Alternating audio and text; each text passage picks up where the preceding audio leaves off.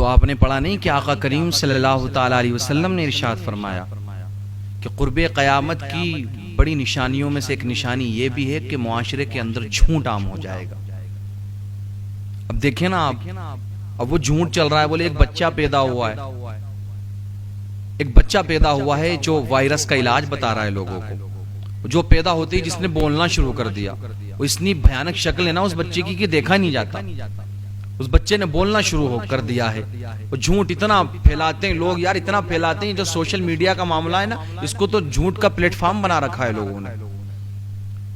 چند ماہ پہلے وہ بابری مسجد میں جنات والا جھوٹ بولا لوگوں نے، اور ابھی حال فی الحال ہی میں قرآن مقدس میں بال نکل رہے ہیں، اس کو اگر پانی میں ڈال کر کے اس پانی کو پی لیا جائے تو اس سے لوگوں کو شفا مل رہی ہے، وہ حضور کے بال ہے معاذ اللہ رب العالمین، اس سے وائرس کا علاج ہو رہا ہے بالوں سے، پھر یہ بچہ پیدا ہوا ہے یہ وائرس کا علاج بتا رہا ہے۔ یار میرے بھائی شرم کرو تھوڑی سی، آپ کو شرم نہیں آتی؟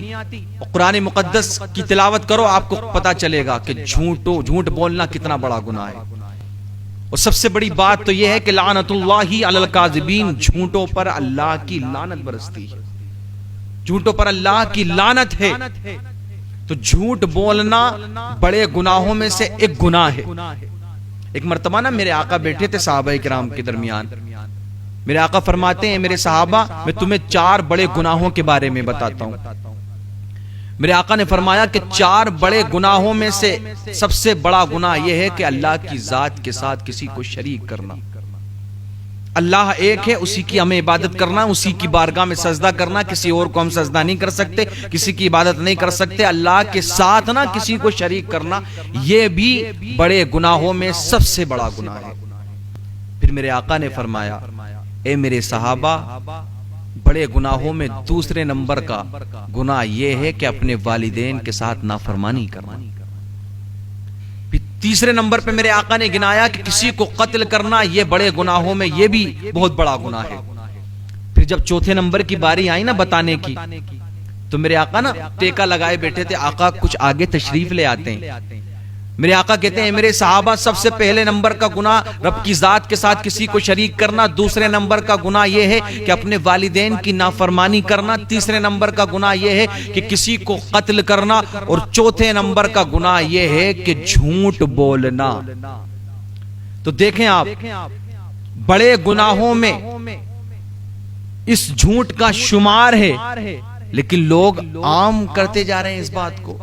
بزنس میں جھوٹ بولا جاتا ہے، آج جو گھروں میں لڑائیاں ہیں وہاں سب سے جھوٹ کا سہارا لیا جاتا ہے، آج نا اتفاقیاں پیدا کرنے میں جھوٹ بولا جاتا ہے، اور سوشل میڈیا کے ذریعے جتنے جھوٹ پھیلائے جاتے ہیں نا، شاید ہی کہیں اتنے جھوٹ پھیلائے جاتے ہوں۔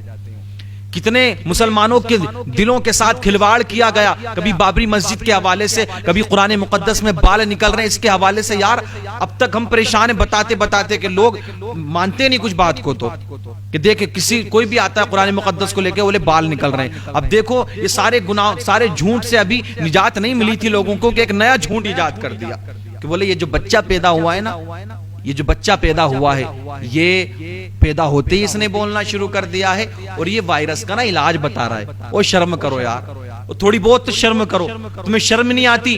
میں کہتا ہوں تم مسلمان ہو، اللہ کو مانتے ہو، اللہ کے رسول کو مانتے ہو، تو اللہ کے رسول کی باتوں پر عمل کرنے کی کوشش نہیں کرتے؟ تم عمل کرو نا۔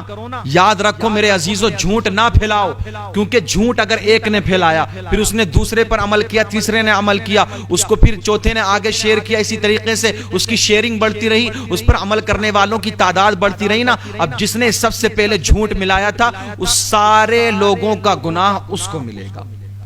وہ کام کرنا ہے تو یار کوئی اچھا کام کرو نا، کوئی نیک کام کرو۔ یاد رکھو اگر نیکی کو کسی نے ایجاد کیا نا، اب اس نیکی پر جو عمل کرتا رہے گا، اس اچھی بات پر کوئی عمل کرتا رہے گا نا، تو پھر اس سب کا ثواب اس کو ملے گا کہ جس نے نیکی کو ایجاد کیا تھا۔ تو جھوٹوں پر اللہ کی لعنت ہے، نہ جھوٹے کو اللہ پسند فرماتا ہے، نہ جھوٹے کو اللہ کے رسول پسند فرماتے ہیں، اور جس سے رب ناراض ہو جائے، جس سے رب کا رسول ناراض ہو جائے، تو پھر اس کا ٹھکانہ جہنم کے علاوہ کہیں نہیں۔